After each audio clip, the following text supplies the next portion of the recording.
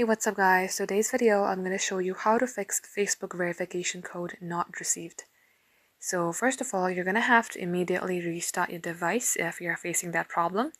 Next, what you could do is check if your phone number or email address where you are trying to send a verification code or maybe authenticator application is updated.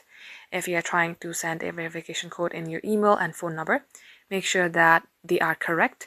And also ensure that your SIM card is working if it's phone number, and if it's your email address, you may go ahead, launch your Gmail and check in your maybe spam folder or maybe refresh the page and it might appear. Now if it's still not working, then you could clear the cache. For that, long tap onto Facebook and select the eye icon. In here, select storage and clear the cache. Now select force stop, select OK. Restart your device, launch your Facebook, try again and it will work. Thank you for watching.